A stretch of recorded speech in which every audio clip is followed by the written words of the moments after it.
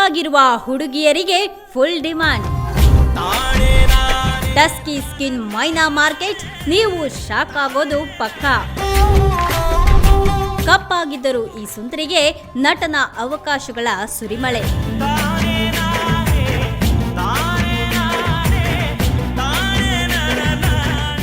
ಸೌಂದರ್ಯ ಅಂದ್ರೆ ತೆಳ್ಳಗೆ ಬೆಳ್ಳಗೆ ಇರಬೇಕು ಅನ್ನೋದು ಸಾಮಾನ್ಯ ಆಗ್ಬಿಟ್ಟಿದೆ.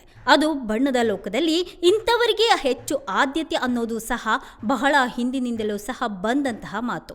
ಇದೇ ಕಾರಣಕ್ಕೆ ಎಷ್ಟೋ ಮಂದಿ ಎಲ್ಲ ಭಾಗಗಳಿಗೂ ಸಹ ಪ್ಲಾಸ್ಟಿಕ್ ಸರ್ಜರಿಯನ್ನ ಮಾಡಿಸ್ಕೊಂಡು ಬೆಳ್ಳಗಾಗೋದಕ್ಕೆ ಒಂದಿಷ್ಟು ಏನೇನೋ ಪ್ರಾಡಕ್ಟ್ಗಳನ್ನು ಸೇವಿಸಿ ಮಾರಣಾಂತಿಕ ಕಾಯಿಲೆಗಳನ್ನು ಸಹ ಬರೆಸ್ಕೊಳ್ಳೋದು ಇದೆ. ಸೌಂದರ್ಯ ಅನ್ನೋದು ನೋಡುಗರ ಕಣ್ಣಲ್ಲಿ ಇರುತ್ತೆ ಅನ್ನೋ ಮಾತಿದೆಯಾದರೂ ಸಹ ಚಿತ್ರ ಜಗತ್ತಿಗೆ ಬಂದಾಗ ಅಲ್ಲಿ ಇರೋದು ಮಾತ್ರ ಬೇರೆನೆ.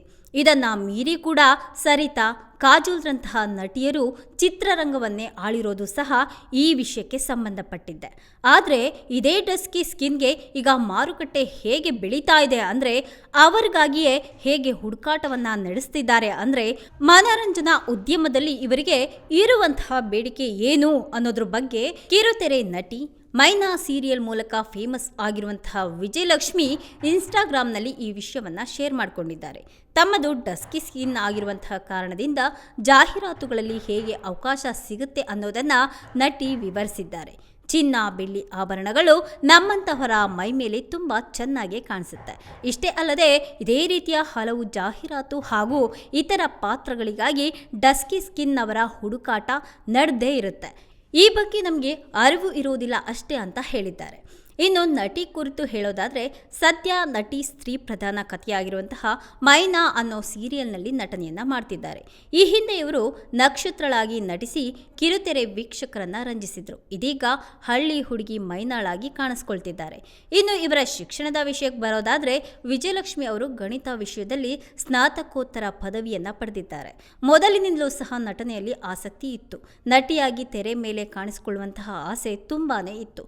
ಅದಕ್ಕಾಗಿ ಆಕೆ ಪ್ರಯತ್ನವನ್ನ ಸಹ ಮಾಡ್ತಾ ಇದ್ರಂತೆ. ಆದರೆ ಯಾವುದು ಸಹ ಈಡೇರಿರಲಿಲ್ವಂತೆ.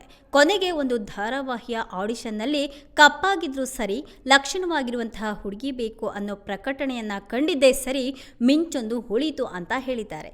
ಆಡಿಷನ್ನಲ್ಲಿ ಸಕ್ಸಸ್ ಆದರೂ ಸಹ ಮೊದಲ ಧಾರಾವಾಹಿಯಲ್ಲಿ ಆರ್ಜೆ ಸಖಿಯಾಗಿ ಮೋಡಿ ಮಾಡಿದ್ರು ಇವರು.